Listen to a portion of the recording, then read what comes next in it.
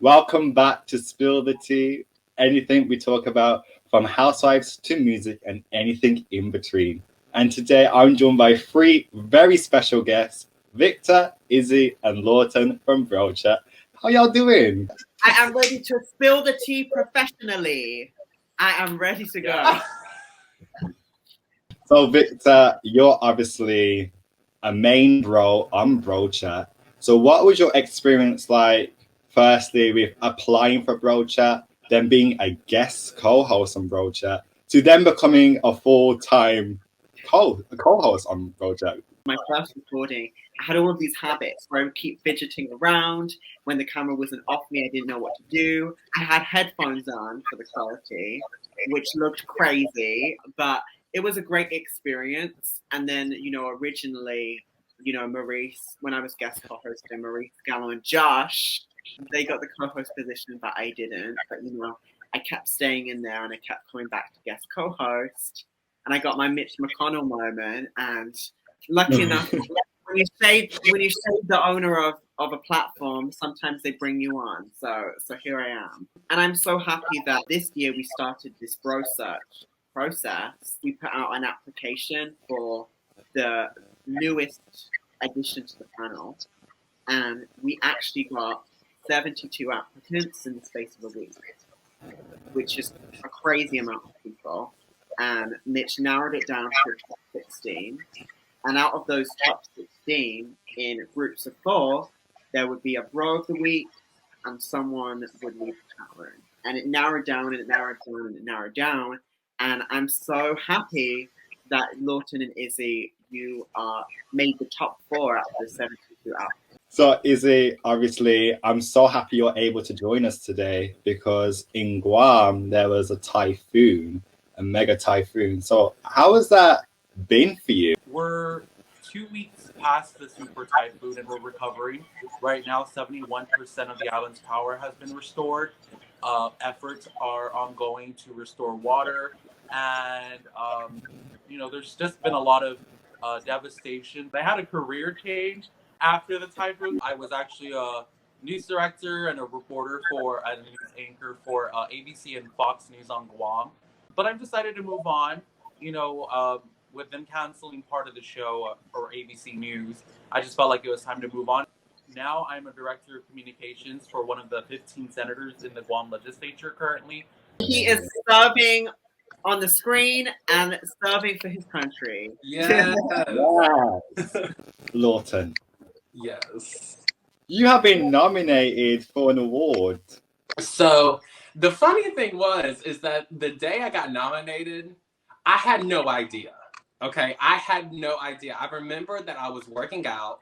My friend called me and was like, "Lawton, guess what?" And I was like, "What? You're nominated for a Smith Jones Award." And I was like, "What? Like, are you for? Like, is there any kind of like autocorrect in that paper that needs to be happen?"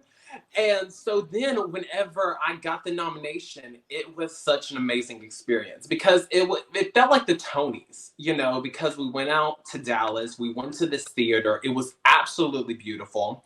Everybody was dressed to their, 9 to 10. The 10s, honey. Yes. And, we got to perform a number for the show. So it was so like the Tonys, which was like an amazing experience.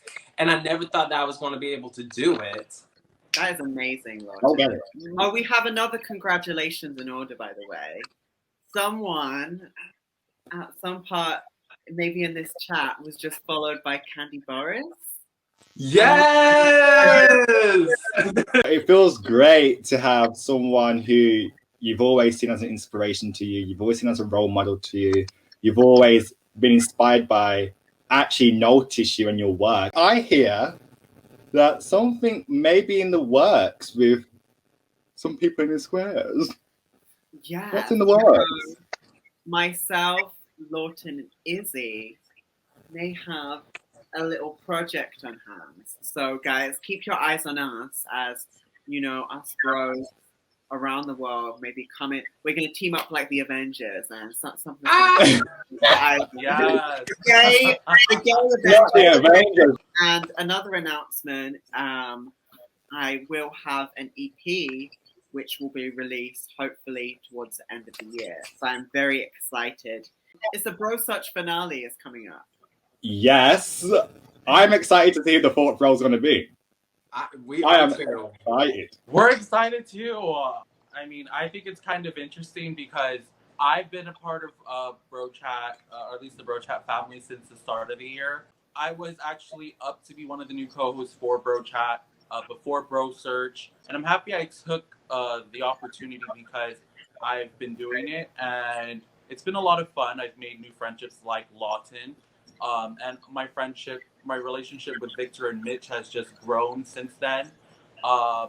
But there's been a lot of challenges, and I think if you've watched Bro Search, you see a lot of that kind of unfold, and it's been, like I said, it's been very long and interesting. But I will say one thing I really enjoyed about Bro Search is I didn't realize how much I wanted to be on the platform until now making it to top 4. Lawton, how was it being in the top 4 for you? Oh my gosh. First of all, it's been an amazing experience. It really has. This experience was something that I never thought that I was going to be able to do. Whenever I was picked to be part of the top 16, I was like, oh my gosh, what did I sign up for? You know, I was in a room with other people that had so much experience than me, you know, because I'm one from Tennessee. That's all I know how to be. And then to create authentic relationships out of this search, it has been just a blessing. Kylie, can I tell you the funniest thing? It was Maurice's birthday, and obviously Maurice is the most senior in the group. And for his birthday, the background song that Izzy put for his birthday post was Call Me Mother by RuPaul.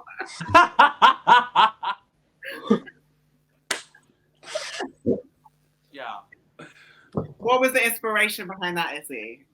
Well, he is closest to RuPaul at this time in terms of age.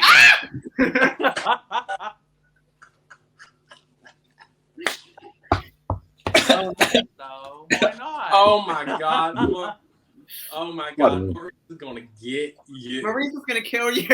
Oh my He's always Lord. saying that, but it's funny because he's never said that in a video where I'm actually in. So I'm still waiting. But you know what? I'm ready.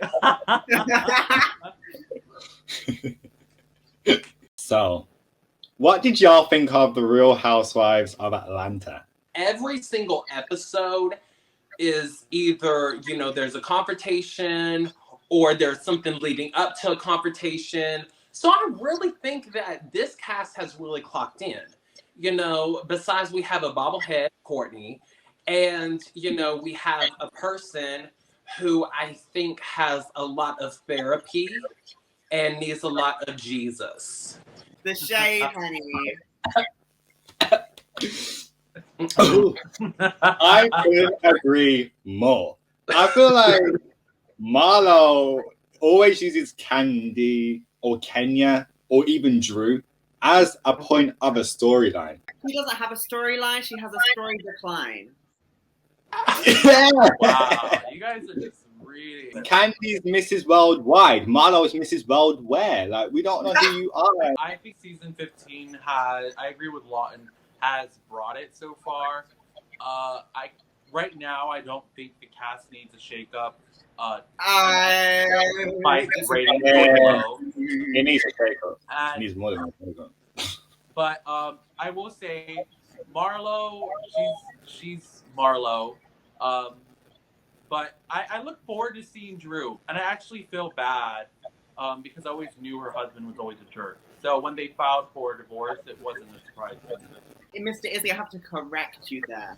Because, honey, the cast doesn't just need to shake up, it needs a shake around. We need to chuck it out, swirl it around again. Like, don't get me wrong, there are some great people in this cast, but there are so many seasons of Atlanta, like season 9, season 5, season 6, earlier seasons, and like that golden era of Atlanta, and like who can bring that back? Portia. Portia could bring it back. Who do y'all think should come back to the Real Housewives of Atlanta? I have three names. I'd like to see Phaedra, Portia, and Eva Marcel. On Portia's Family Matters, I don't know how much to her family did. So I don't know if the people are feeling Miss Portia after that spin-off.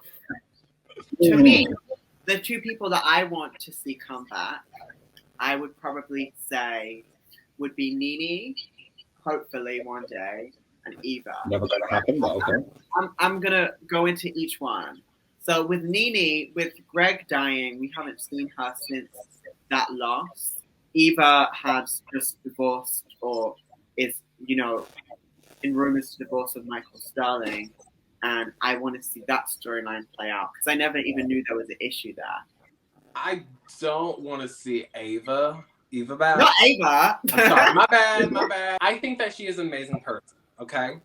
But I'm just going to nickname her Forgetful Shade, okay?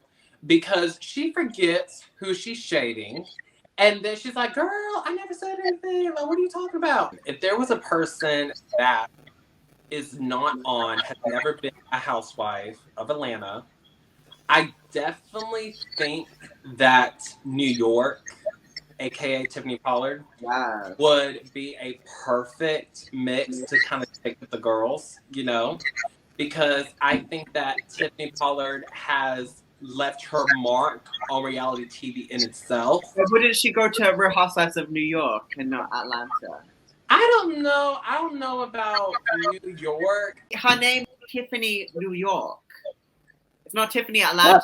It's now Tiffany New York / Atlanta. I will be able to say Tiffany, New York, Atlanta, Dubai, Beverly Hills, Pollard. I just keep it one name. I would definitely love to see K. Michelle. On Atlanta Housewives?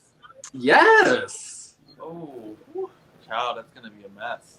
I think one thing, though, that I think people don't realize, and something I had to learn the hard way, is that Housewives has a standard of not getting physical. There's a standard now, and we've talked about this on BroughChat, Victor and I. We are listening to the person that said he would square up. Okay, so this is the teacher of squaring up. I'm not that same person anymore. Okay, so since Spill the Tea talks about housewives and music, we know a lot of the Bravo celebrities do music. Candice, Melissa Gorga, Sheena from Vanderpump Rules, Candy Burris. If you could make a girl group strictly on the Bravo celebrities that do make music, who you put in the girl group? We'll start off with Izzy. That's a really good question. Guys, and to those of you who don't know, Izzy was actually in a boy band during high school. You were? Was I? I'm joking. I was like, God, I thought you were being honest, Victor. I was like, oh my God. I was just imagining him with like long hair and like a guitar. No. The amount of times Victor has said something that actually sounds real and has turned out to be a joke. If we could have a penny for each time he said something like that, all of us here would afford the exact same house as Candy Burris. Man, all of us would afford a mansion. Izzy, going back to you, if you could create a girl group. Okay, I would say Candy and Portia. I wouldn't say like a group, but I would say a duo. Lawton. Yeah, I think it would be Kenya, Candace, and Candy. Kenya could sing. Yeah. I definitely like to see all three of them. Oh, Victor. I would have Candice there. I would have Drew. Drew's yes. I would have Shamari. Shamari's a great singer. And I would have Demetria from season 7. Oh, that would be okay. All right, Victor. That would be my I would definitely be tuning in for that. Yeah. From the Kai group that we are making, I'd have Candy. Candy for sure. Yeah. I would definitely have Drew Sidora. Not stealing my people. I like Drew. They signed a contract over here. The contract over here states that Kai is also a Drew fan. You must have hacked my contract because I don't remember putting that. I'd have Candy, Drew. Ooh. I would have Portia, and I'd have Candice from Potomac, and that's going to be my. We're recreating Little Mix with a fourth member. Yeah. What we're doing. So instead of Little Mix, it's going to be a little auto tune. Because you have Portia right there. It's not Little Mix. It's little vocal mixing that needs to happen. That marks the end of today's Spill the Tea. The tea is on the floor. The house has been flooded. But all of us on socials, all Spill the Tea podcast. Enjoy your day, Marie. Stay blessed, stay humble, stay calm.